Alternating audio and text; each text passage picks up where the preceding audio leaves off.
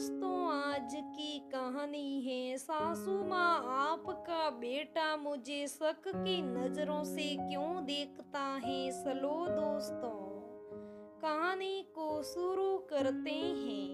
विकास, कहाँ हो? कितनी देर में घर आ रहे हो? तुम फोन क्यों नहीं उठा रहे थे? पता है कितनी फिक्र हो रही थी मुझे। नैना ने अपने पति विकास को फोन पर कहा। अभी 6 महीने पहले ही उन दोनों की शादी हुई थी। नैना भी विकास के ऑफिस में ही काम करती थी, लेकिन पिछले 6 महीनों से घर पर ही थी।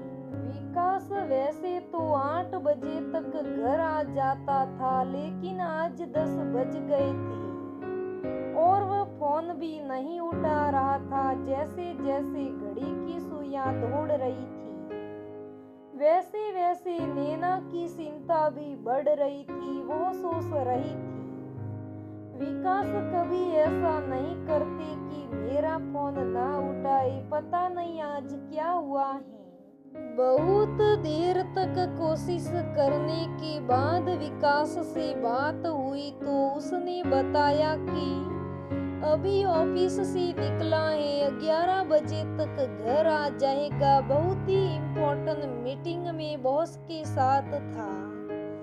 अचानक से बॉस ने आकर बताया, फोन करने का टाइम ही नहीं मिला।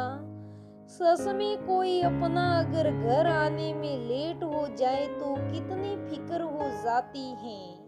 अगले दिन नैना ने विकास से कहा, विकास अब बहुत ज्यादा टाइम हो गया, मुझे नौकरी छोड़े 1-2 दिन में मैं ज्वाइन कर रही हूँ। तुम प्लीज मम्मी पापा जी से कह दो। तुमने तो शादी की 5 दिन बाद ही ऑफिस जाना शुरू कर दिया था और मुझे अभी 6 महीने हो गए, अब तक घर में ही पड़ी हूँ। अब इससे ज्यादा इंतजार नहीं कर सकती मैं, प्लीज तुम संभाल लेना। ठीक है, जाने मन बात कर लूंगा मैं मम्मी पापा से, तुम ज्वाइन कर लो और चेहरे से ये उदासी हटाकर मुस्कुरा दो। विकास ने कहा, thank you Vikas, thank you very much, I love you, are so sweet. Vikas के गले लगते हुए नैना ने कहा। 2 दिन बाद ही नैना ने ऑफिस ज्वाइन कर लिया, लेकिन उसे उसी शहर में दूसरी ब्रांच में ज्वाइनिंग मिली। नैना बहुत खुश थी।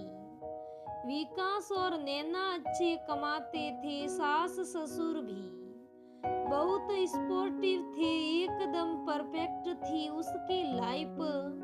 सब कुछ अच्छा चल रहा था, लेकिन कुछ दिनों बाद नैना ने विकास के व्यवहार में बदलाव देखा। जब भी नैना ऑफिस से आने में लेट हो जाती, वो अजीब तरीके से पेश आता। नैना को महसूस होता कि विकास उस पर शक करने लगा है।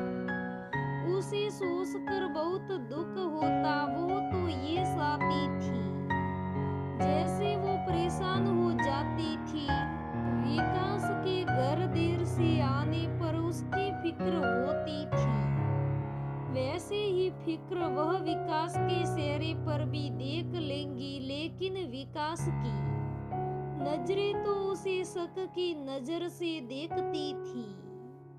नैना सब समझती थी, लेकिन कुछ कहती नहीं थी, क्योंकि वह विकास से बहुत प्यार करती थी और उस रिश्ते को जीवन भर निभाना भी चाहती थी।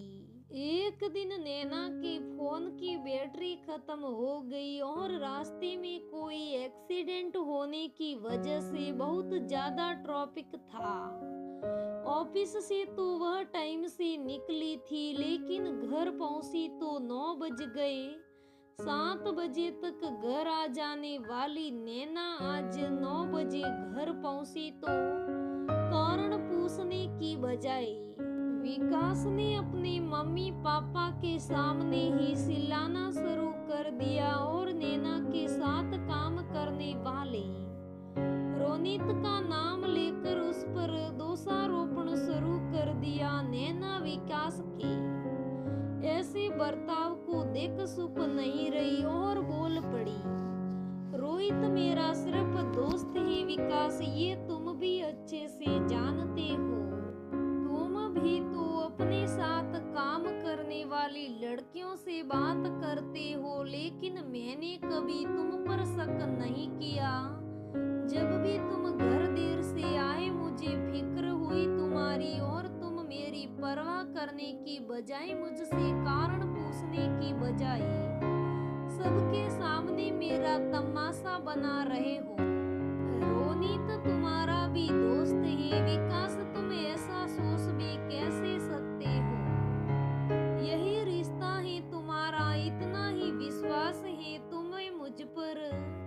तुम्हारे लिए मैं फिक्र करूं और तुम मुझ पर शक करो, ऐसा रिश्ता है हम दोनों का, ऐसा रिश्ता नहीं निभाना मुझे। इतना कहकर नैना आंखों में आंसू लिए अपने कमरे में चली गई।